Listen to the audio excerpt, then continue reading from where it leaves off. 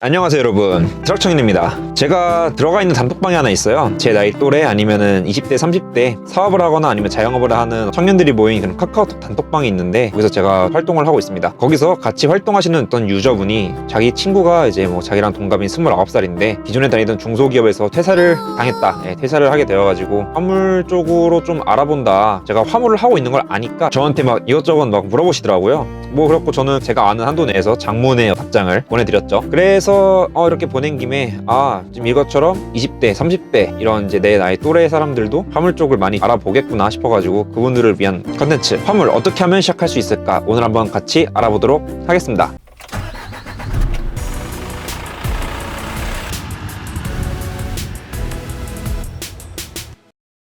지금 보면은 세 가지 질문을 하셨더라고요. 그거를 이제 천천히 요약해서 말씀드리면은, 자, 1번 운전 경력이 없는 29세 청년이, 그러니까 여기서 운전 경력이 없다는 거는 화물차 운전 경력이 없다는 말이죠. 29세 청년이 운수업에 종사하고 싶다면 어떤 걸 준비해야 할까요? 2번 트럭 청년님의 경우에는 프리랜서직이신가요? 아니면 회사에 종사하시면서 일을 받고 수수료를 지불하시는 형식인가요? 3번 결혼 준비를 앞두고 직장을 나온 친구가 이쪽 업계에서 빨리 성장하려면 어떻게 시작하는 게 좋을까요? 이렇게 세 가지 질문을 저에게 주셨습니다. 그래갖고 저는 거기 세 가지에 대한 답변을 했고, 오늘 한번 그 답변에 대해서 여러분들과 함께 알아보도록 하겠습니다.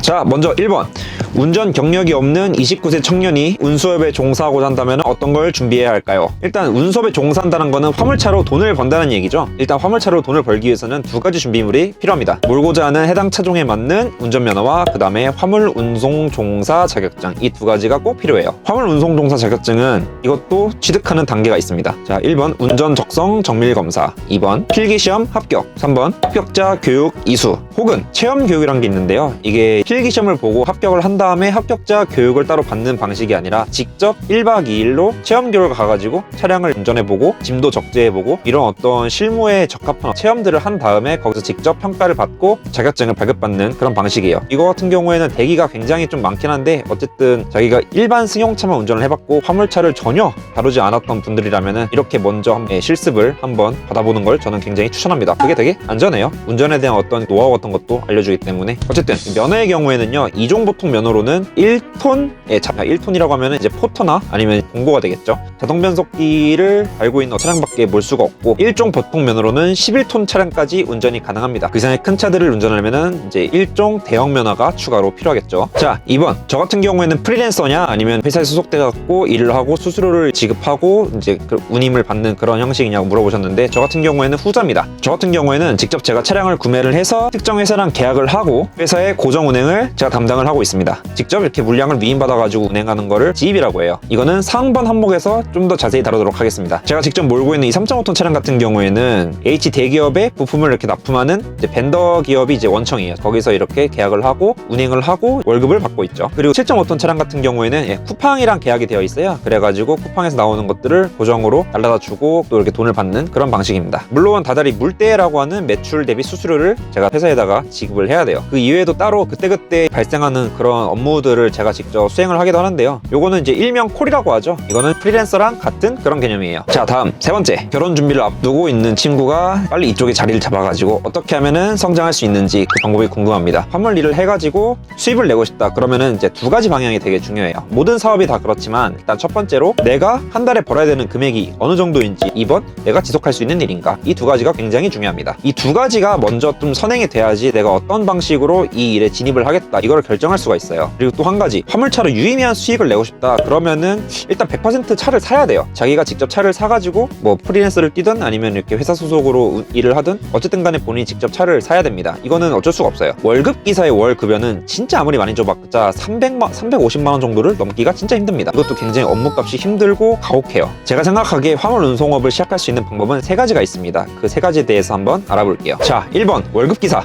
글자 그대로 회사의 차량이나 아니면 이제 어떤 개인의 차량을 그냥 월급 받고 몸만 올라타는 그런 방식입니다. 일단 장점으로는 자본이 안 든다는 점이 있고요. 그게 제일 중요하겠죠. 초반에 자본이 안 든다는 점. 그 다음에 일머리를 경험해 볼 수 있다는 것이 두 번째 장점입니다. 근데 당연히 초보의 경우에 잘 고용을 하려 하지가 않아요. 당연한 게 사고라도 내면은 이제 그 리스크가 훨씬 크기 때문에 회사나 차주 입장에서 완전 생 초보다 하면은 고용을 쉽게 하지 못하겠죠. 저 같은 경우에도 이게 화물차 이렇게 일을 진입한 거를 처음에 월급 기사로 시작했는데, 군대 2년 동안 이제 9.5톤 화물차를 거를 주력으로 몰았기 때문에 그걸 굉장히 좀 어필을 했었습니다. 그래가지고 좀 쉽게 기사로 채용됐던 그런 전적이 있는데요. 어쨌든 기사로 채용되고도 좀 비하인드 스토리가 있긴 하지만 그거는 다음 영상에서 한번 제가 다루도록 할게요. 일단은 1톤이나 3.5톤 월급 기사는 잘 없죠. 근데 찾아보면 또 있긴 있어요. 그런 경우에는 급여가 좀 적더라도 한번 기사를 타보시는 거를 전 굉장히 추천합니다. 그리고 자기가 운전이 좀 자신이 있다거나 아니면은 대형차를 좀 몰아봤다 싶은 경우에는 성실하게 일하겠다고 어필을 하세요. 아, 저도 4대 보험 들고 여기서 이렇게 6개월이든 1년이든 일해가지고 제 차를 한번 꾸려보고 싶습니다. 이런 식으로 하면은 좀 초보라고 할지언정 교육을 시켜주기 때문에 채용이 되실 수도 있어요. 그렇게 해가지고 일단 6개월 동안 월급을 받으면서 4대 보험 들었으니까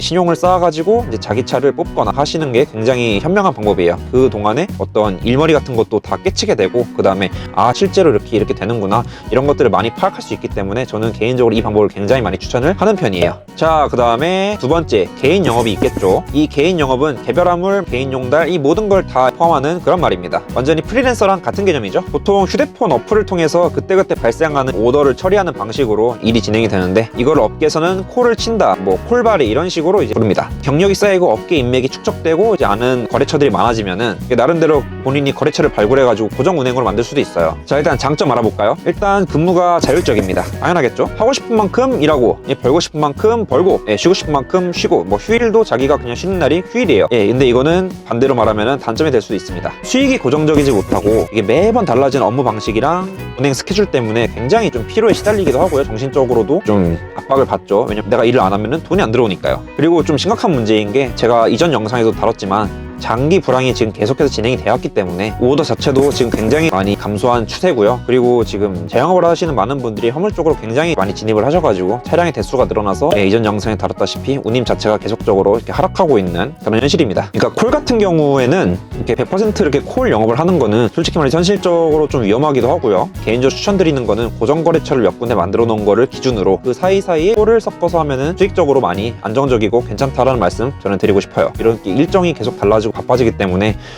좀 위험하기도 해요. 제가 개인적으로는 추천하는 방식은 아닙니다. 개인적인 생각이에요. 대신에 이런 분들에게는 좋겠죠. 아, 나는 지금 퇴직을 해가지고 뭐 퇴직금도 좀 빵빵하게 있고 연금 생활할 때까지 얼마 안 남았는데 그 전까지 그냥 이렇게 좀 소일거리로 이렇게 일 좀 하고 싶다, 이런 분들에게는 아주 좋겠죠. 그렇게 무리하지 않아도 되고 또 용돈벌이 좀 한다는 느낌 하게 되면 그것만큼 괜찮은 게 또 없습니다. 제약도 없고요. 자, 세 번째, 아까 말했던 제가 일하고 있는 방식, 지입입니다.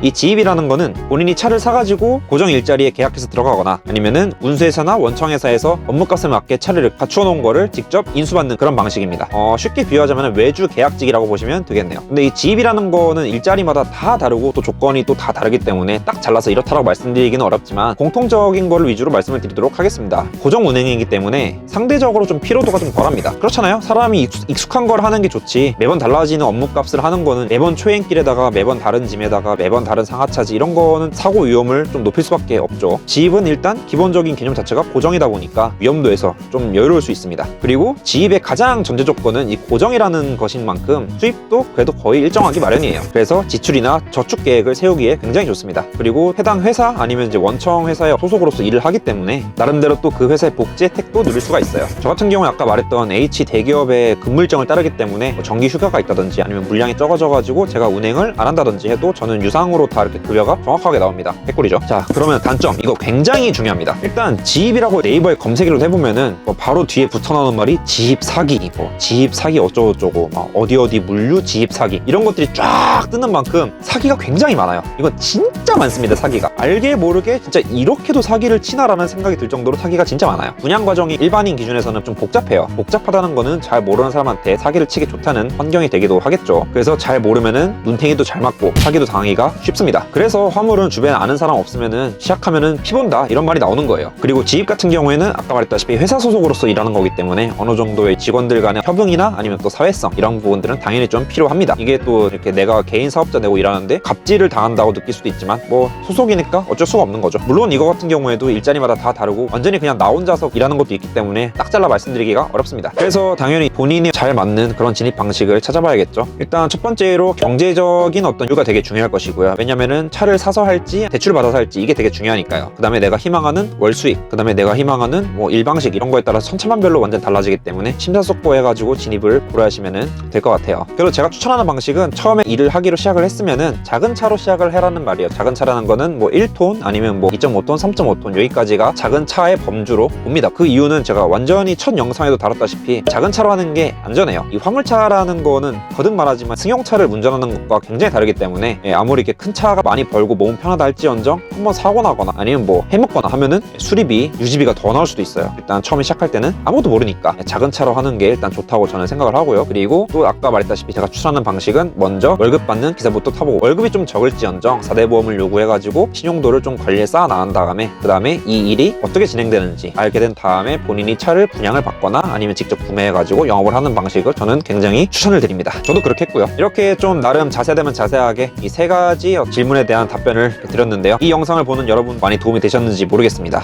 어쨌든 제가 알고 있는 방법은 이렇게 다 얘기를 했고 추가적인 디테일은 다음 영상에서 차차 다루도록 할게요. 구독과 좋아요, 알림 설정은 사랑인 거 아시죠? 저는 그러면은 더 유익한 다음 영상으로 돌아오도록 하고 오늘은 이만 마치도록 하겠습니다. 여러분, 바이바이.